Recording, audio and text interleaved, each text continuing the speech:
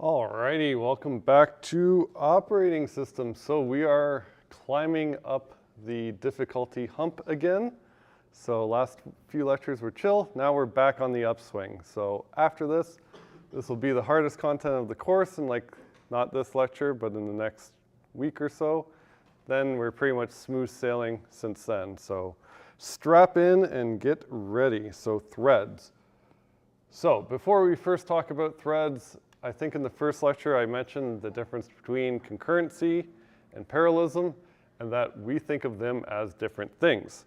So in computing, they are not the same. So in concurrency, the goal of concurrency is making progress on multiple things, which means you can switch between things. So you can switch between two or more things, or in other words, you can get interrupted. So I can make progress on one thing, put it down, make progress on another thing. On the other hand, parallelism is about doing two things in the same time instant, two different things in the same time instant. So the goal for that is I want to run as fast as possible, do everything I can at the same time, go as quick, and for things to run in parallel, they have to be independent. So depending on the two tasks can be maybe done concurrently, maybe done in parallelism. Let's see a silly real-life example. So here is a real-life situation to demonstrate the difference between them, and the only assumption we have to make here is that we are not savages and we have like okay manners. Not terribly great, but like not terrible either. So you're sitting at a table for dinner. You have four options. You can either eat, you can drink, you can talk, and you can gesture with your hands, and maybe you only need one hand. But there's this one weird caveat that you're so hungry that if you start eating, you won't finish until you're done because you were in lectures all day or you had midterms or something like that, I don't know. So you should be able to pick two tasks here and see if they can be done in parallel or concurrently with each other. So for instance, can I drink and talk in parallel if I am a normal, polite, functioning human adult? No. Can I do them concurrently? Yes. Yes, I can stop talking and then drink and then finish drinking, start talking. I can switch back and forth between them. So I can't do them in parallel, but I can do them concurrently. What about gesturing and talking? Can I do them in parallel? Yes. Yes. Can I do them concurrently? Yes. Yeah. Okay. So what about, I don't know, eating and gesturing? Can I do them in parallel? Yes. Can I do them concurrently? No, because I have that weird caveat. All right. What about, I don't know, that's pretty much all of them. All right. So does that make sense to everyone? Seems to make sense. Which can be done in parallel, which can be done concurrently. So here's the full list of them if you want to know. So like for eating, I can't do eating concurrently with anything else because of that condition. But for talking and drinking too, I also can't do those concurrently because they're using, I guess, my mouth resource. But I could do it in parallel with gesturing because that's a different resource. I can use my hands. And I think we got the rest of them. So any question of the difference between them? So in computing, the weird situation where you have this case where you can do things parallel and not concurrently generally doesn't exist in computing. Generally in computing, if you can do something in parallel, you can do it concurrently as well. This is like only in weird situations. But it's important to know the difference between concurrency and parallelism. So any questions about that? Because it will be important. All right, good. So now into threads. So they're fun. They're like processes, except everything is shared by default. So it has the exact same principles, except they just share memory. So each thread has its own registers, program counter, stack. But all your threads are in the same address space as the process. So if you make a change in one thread, it appears in the other thread, unlike what happens when you have two independent processes. If you make changes in one, you don't see it in the other. In this case, that's not true. The only thing that is independent to threads is their stack, and anything you explicitly state using something called TLS, or thread local storage. So that is just information that is unique to a thread. By default, the only information that is unique to a thread is its stack, which will be important. Otherwise, they wouldn't be able to really work. All right. So a single process can have multiple threads. So the threads live within a process. And by default, a process just executes code in its own address space. While if you have multiple processes, while if you have multiple threads, well, you can have multiple executions going on at once in the same address space. And because of that, well, threads are going to be much, much, much faster to create and have less overhead in terms of memory and CPU time, because whenever we create a new process, we have to create new page tables, we have to create a new set of file descriptors, we have to do a whole bunch of stuff like that. Even just creating the new page tables, as you have hopefully figured out in Lab 3, is a lot of work. So if you are creating a new thread, you don't have to do all that because everything is in the same address space. So they're much lighter weight. They by default share code, data, file descriptors, everything. You just create a new set of virtual registers and a stack, and boom, you have a new thread. So assuming you even have one CPU, threads are still nice because they will also express concurrency, just like having multiple processes could also be executed concurrently. Switching really fast between them looks like they're running in parallel, even though we're just switching really fast. So in the case of even a single threaded application, it might be easier to program concurrently. So for instance, if we were writing a web server and wanted to handle multiple connections at once, well, we could get a request, essentially accept that connection, and then create a thread to handle that connection. And then that would be a new execution point. We could switch between multiple threads that are handling different connections at once.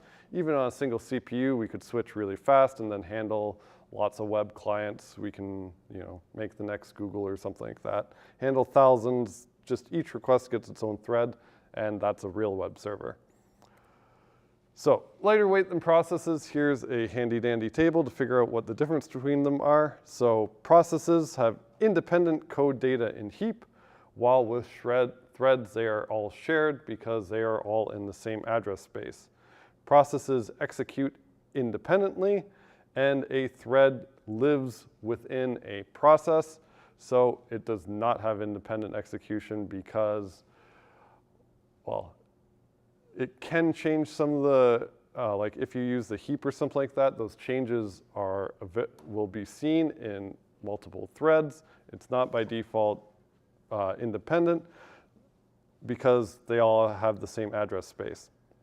The only thing that is independent in threads, which is the same as in processes, is each process has its own stack and registers, and each thread has its own stack and registers, which are independent towards each thread.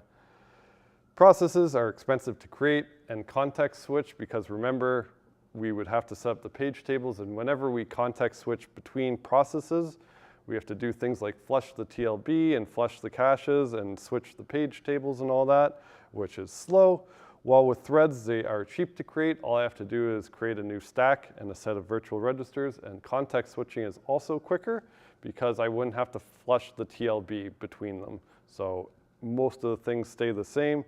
The context switch just has to swap the registers, and that's it. When a process exits, it's completely removed from the operating system as soon as something actually waits on it. While with threads, whenever they get cleaned up, their stack is removed from the process, and that's all. And the caveat here is that when a process dies, all threads within it die as well. So unlike if a process just ends, if a child process ends, it doesn't affect the parent process at all. They're independent. Threads, not so much because they live within a process. So for this course, we'll be using POSIX threads. For Windows, there's Win32 threads, but we're going to use Unix threads, so these are available. Well, these are also available on Windows, but they're like the default in Mac OS and Linux, so we will use that. To use them, you just include pthread.h, that header file, and whenever you compile and link, there is a flag for pthreads. Don't worry, in your labs, all the flags are set up for you, so you don't have to do this, but if you do want to use pthreads in your own project, this is what you have to do. And all of them are documented in the man pages like the system call wrappers. So this is how we create a thread. We call pthread create. We give it a pointer to a thread structure, and it will go ahead and initialize that for us. Then here we have a pointer to some attributes. So we could populate that with all of their functions and set some default attributes for a thread. But if we give it null, we get the defaults, and we'll figure out what some of the defaults are a bit later today. The next argument looks ugly. Anyone want to give a shot at what the hell this is? Who can read C types? Yeah. A function pointer to what type of function?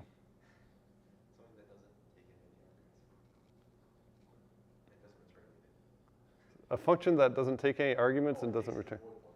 Takes in a void pointer, yes. And also, what's it return? A void pointer. Yeah, so this funny thing declares a type that is a function that takes a void star or a void pointer, which is just C's way. If you haven't seen that before, it's just C's way of saying this is a pointer to what? I don't care. So whenever you see void star, it's just a pointer to something, and C doesn't care. So this declares a function that takes a single pointer argument and then returns a pointer argument.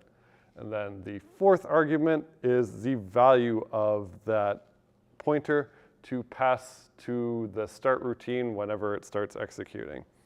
So for this, it's unlike the wrapper functions that return -1 on failure and set error no. In this case, all the pthread functions return 0 if they are successful, and otherwise they just directly return the error number, and then the contents of that thread are undefined.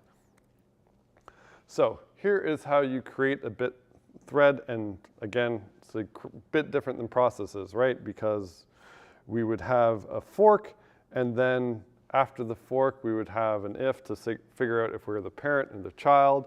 If I were to do this using processes in the parent, I would print in main, and then in the child, I would print in run. While if I have threads, I just create a new thread and tell it I want to execute this run function. And then at this point, I won't know whether or not I'll continue executing main or the thread that will execute run is going to run. So I'm not sure what order they're going to go in, just like when we had multiple processes. So in this case, it would print off in run. This one would return in main. What are some differences, and are we missing anything compared to processes?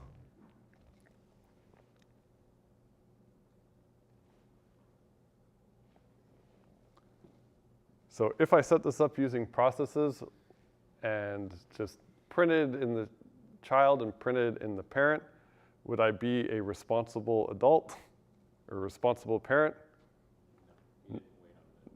No, I didn't wait on it. So I'm missing something here. So is there equivalent? And yeah, in threads, there is a wait equivalent. Annoyingly, it's called join.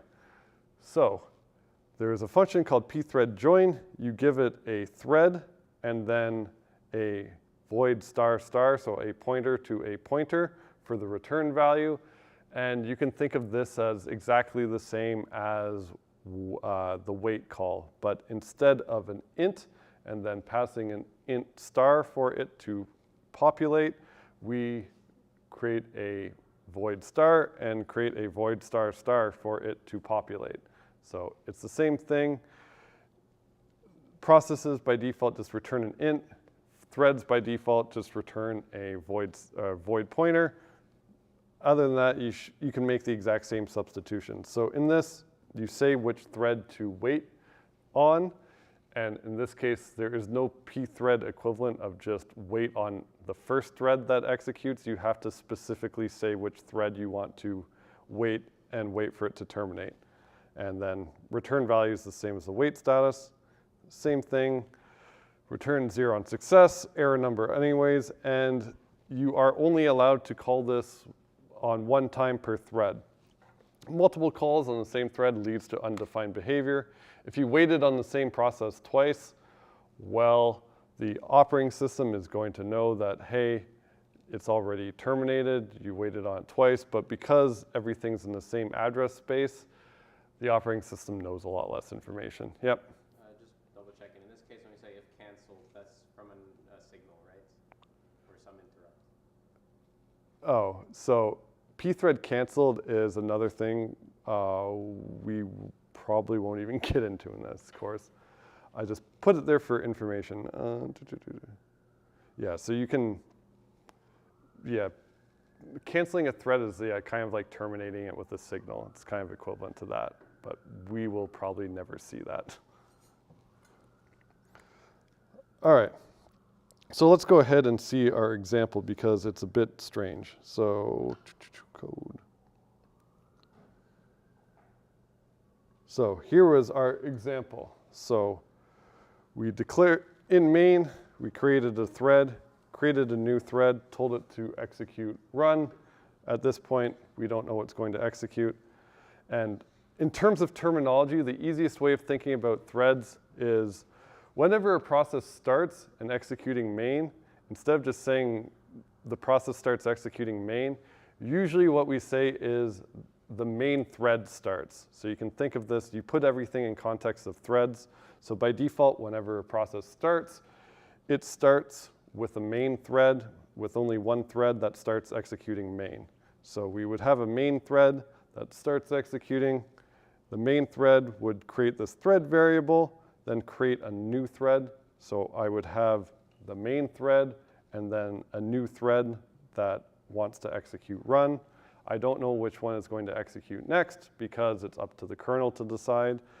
And in this case, I might see in main and I might see in run.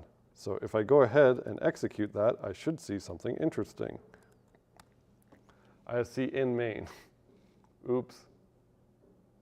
Why is that? Does it have to do with the fact that we're missing the join thread? Yeah, so it has to do with I'm missing the join. So what's happening here is after I create the thread, the main thread prints in main and then returns 0, which is equivalent of doing exit 0, and that ends the process. So because the process ends and all threads live within a process is gone, the thread that wanted to execute run doesn't exist anymore because the process is now terminated. So in this case, it'd still be possible for it to show in run. Yeah. Just unlikely. Yeah, so in this case, it is possible if I just like hammer it and get super lucky.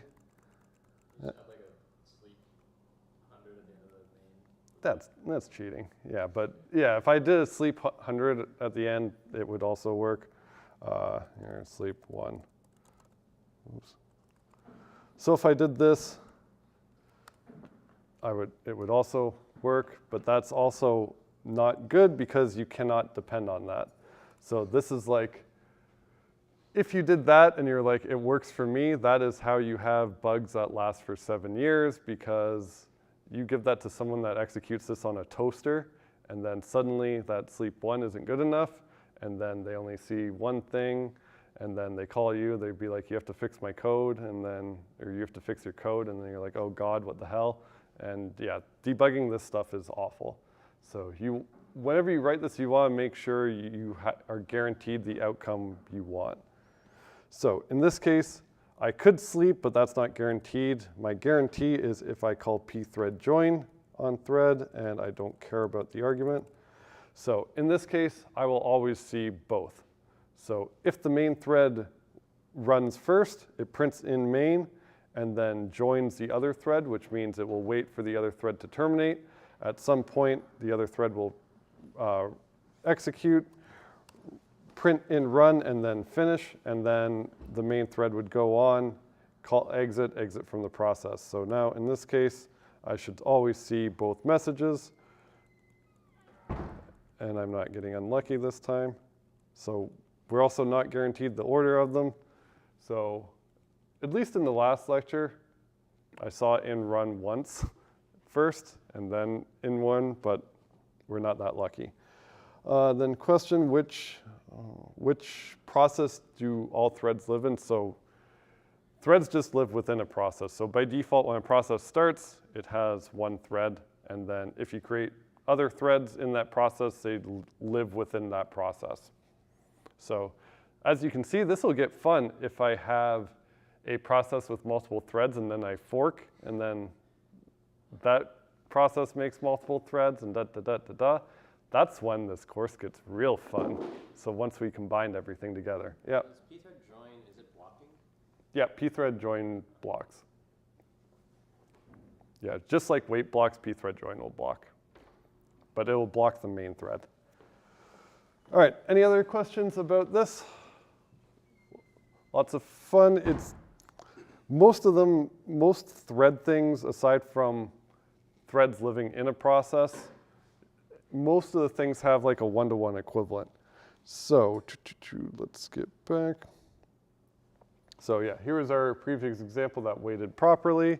We just put a pthread join on it. Now, also because we joined, all those thread resources were cleaned up. So here's a question. Is there an equivalent to orphan processes and zombie processes for threads? So are there orphan threads or are there zombie threads? Yep. Probably zombie threads, because orphan threads just that means you be able to exit the main thread without killing the previous thread. Yeah, okay. Exit everything at the same time. Yeah, so there is an equivalent of zombie threads because, well, in this case, if we didn't join, technically we could be in the situation where this thread runs, prints, and then returns, which is the same thing as terminating a thread. And then because we don't wait on it, its resources would still be using some type of resource. Maybe it's stack, maybe at least its return value or something that would be hanging around. And we can only get rid of its resources whenever we call join and clean it up. So yeah, that would be the equivalent of a zombie thread. But there is no orphan threads because to have an orphan, you need a parent-child relationship, right? Whenever we had an orphan, that means that the parent process died before or terminated before the child. In this case, if a thread terminates before the other, it doesn't matter because all the threads just live within a process. There's no parent-child relationship. There's nothing like that. Yeah. All right, so any questions about that? So there's equivalent of a zombie thread, but not an orphan thread because, well, they all live within a process. Yep. If there's no like child-parent relationship, could you call pthread join in the run function? Like would that? Yeah, so the question is, well, if there's no parent-child relationship, could I join the other one? And the answer to that is, yeah, any thread can join any other thread. So if I wanted to, I could have this thread join the main thread if I wanted to. There's no relationship. Any thread can join any other thread. You're just constrained by that. You can only call it on each thread once. So that makes your life fun. So here is the next equivalent. So whenever we had a process and we wanted to terminate a process, well, we could call exit or return from main. For pthreads, there is an aptly named pthread exit. So it's the same idea, but instead of an int, again, it is a pointer, and that will be the return value of your thread. So whenever your start routine returns, that's the equivalent of calling pthread exit, just like when your main returned, that's the equivalent of calling exit. So there is a one-to-one mapping between the two things. And just like, yeah, and just like whenever you, no, I already said that. Okay, yeah, exact equivalent. So instead of exit, it's pthread exit for threads. So any questions about that? All right, so let's see another fun example. So you might get into the situation where you don't really care about the return value of a thread, in which case you don't really want to join it, and you would rather its resources just get cleaned up immediately whenever it terminates. So the default is to have joinable threads, which means someone has to call join on them in order to clean up their resources. But detached threads will clean up their resources whenever they terminate. The only drawback is you cannot get a return value out of them because you can't join them, because whenever they're terminated, they just clean up automatically. So this is actually nice if you, again, like I said, if you don't care about the return value. If it's a detached thread, it cannot be a zombie because it gets cleaned up automatically. And to make a thread detached, you just call pthread detach on it, and then suddenly after that, it's a detached thread. So if you call pthread detach twice in a row or on an already detached thread, that's undefined behavior because the C, and they don't like you. All right, so let's see that. So detached threads aren't joined, so let's go back to that same example. So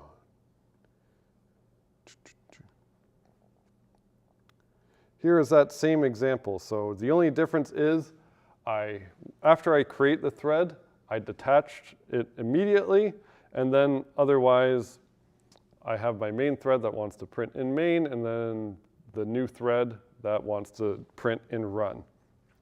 So if I go ahead and execute this, I see in main. So why did I see in main again? Same issue.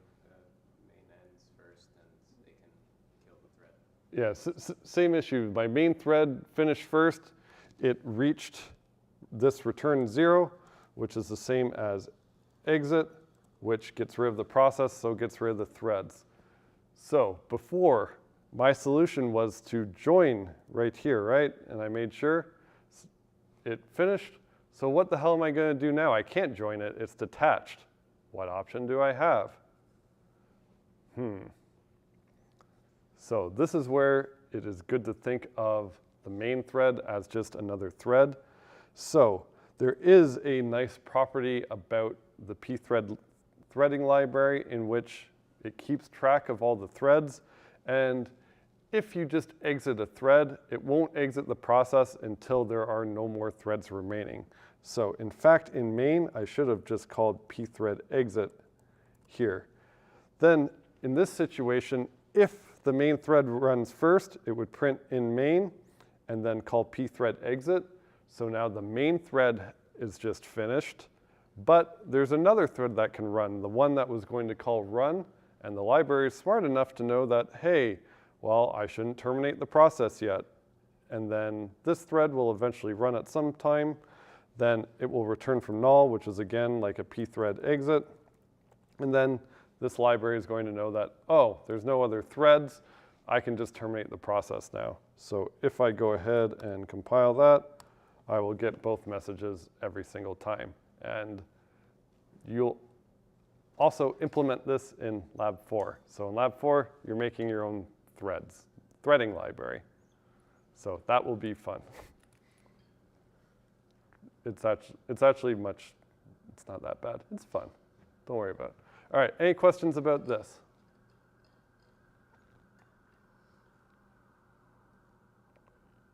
All right, we're good. Good. Okay, actually, Yeah.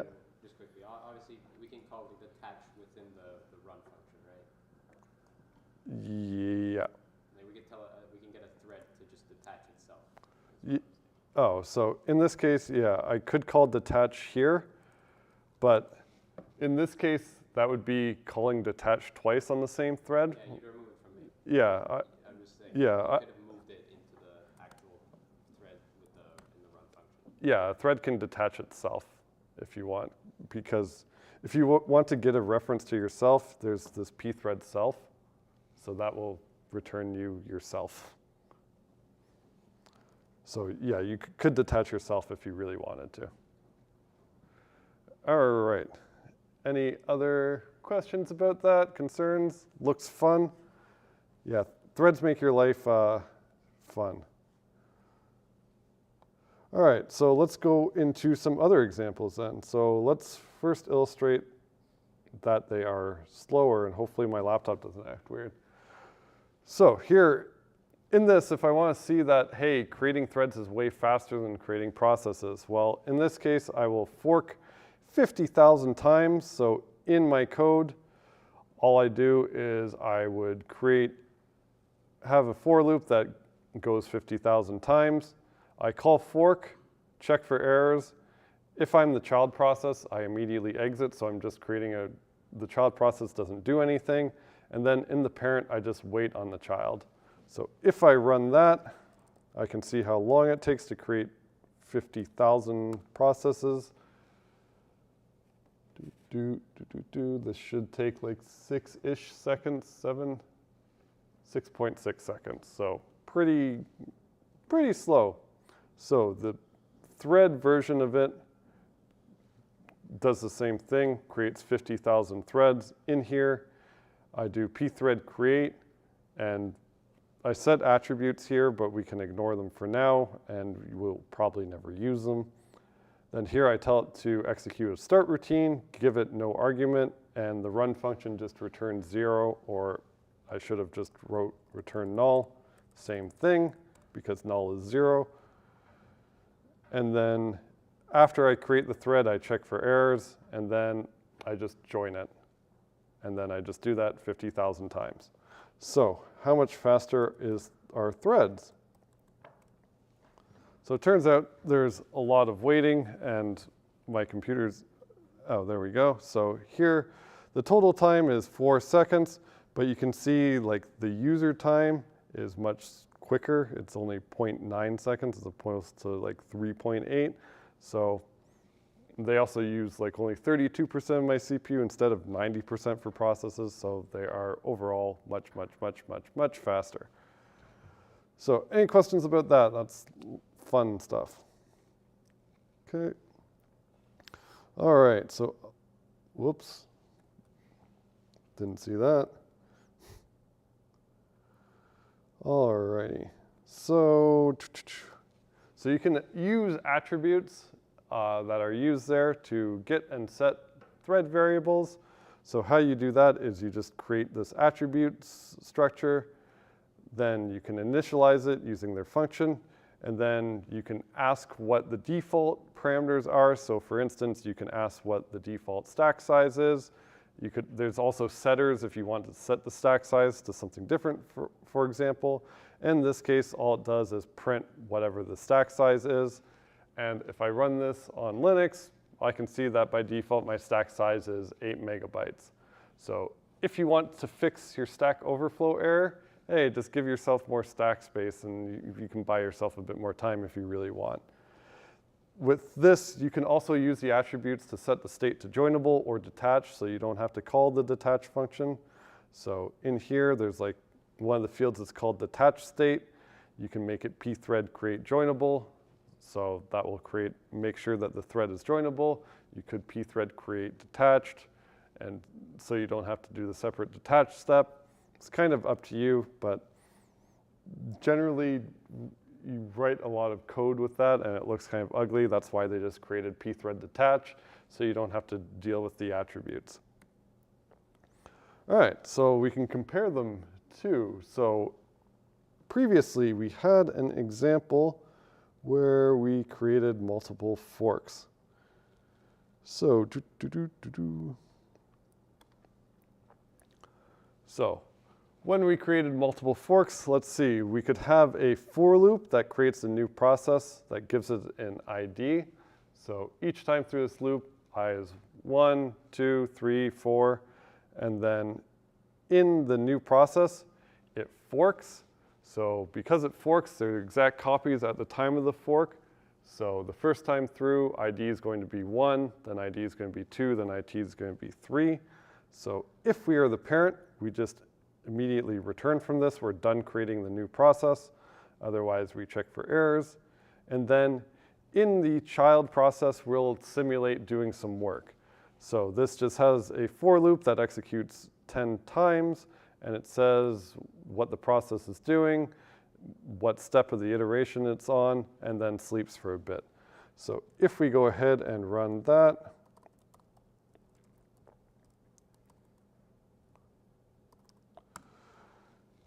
we should see, all of our 4 processes are kind of running maybe in parallel, maybe concurrently, but they're each doing step 0, then each doing step 1, then 2.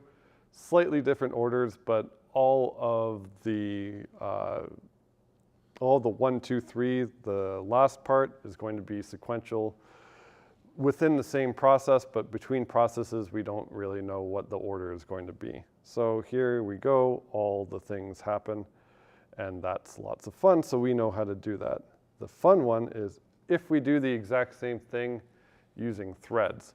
So if we do the same thing using threads, the rest of the function can look the exact same. So we create 4 threads, pass in the ID, but because threads are not independent, we have to be able to pass a variable to a thread, and the only way we can do that is through a pointer.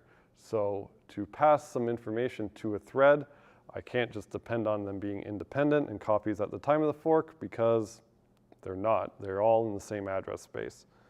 So here I malloc an integer, so I get an int pointer, then I write the value of the ID to it, and then I create a thread. So I create a new thread, give it no attributes, give it a run, and give it an argument, which is the pointer I got from malloc. So any questions about that? Looks a bit uglier than the process one because they're all in the same address space. But this is how you pass things to threads. So is that okay? Just passing it an int pointer we got from malloc? All right.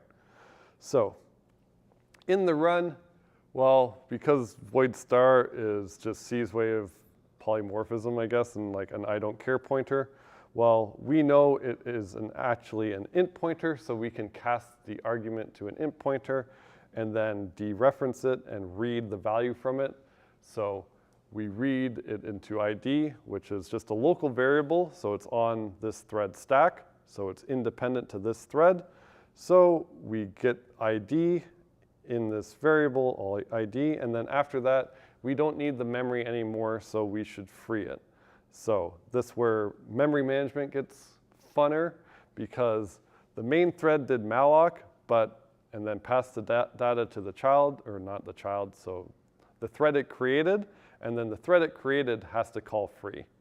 So that is, memory management gets funner with this. But the rest of it just has a for loop that does the same thing, except instead of printing process number and then what iteration it's on, it prints thread number and then what iteration it's on. So if I run this, I get the same thing. It's consistent between a thread. They seem to switch off a bit more, but I don't know anything about the order between threads at all. But it's the same equivalent. So any questions about the difference between those two?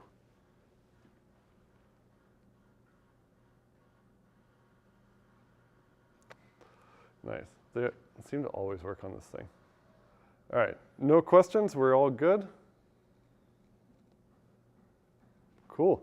All right, so I think that's no questions at all because we literally have nothing else.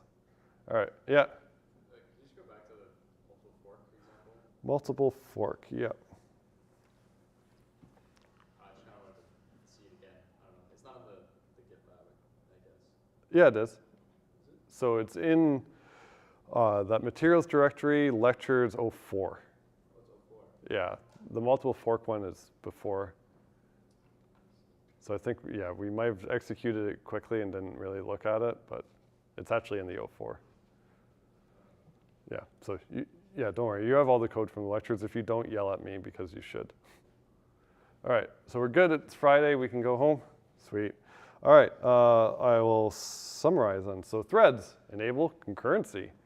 We explored threads, related them to something we already know, processes. A lot of the things map one-to-one. The only thing that doesn't map is that threads live within a process. But other than that, threads can be joinable, which is the same thing as having to call wait on a process. There's an equivalent exit, equivalent to creating them, but instead of fork, it's pthread create. The main thing to know, threads are really lighter weight. They're cheap to create, and they share memory by default. So if you want to, instead of doing inter-process communication, which can be slow, you can just create a new thread, and they all share all the information by default, but it's a lot easier to make mistakes. And that will be like the bane of this course. Don't worry, we won't get into mistakes until next lecture. So then also one thing to know is that each process can have multiple threads. Whenever a process starts, it has a single thread. We like to call it the main thread, just that's how we like to communicate. So with that, just remember, pulling for you, we're on this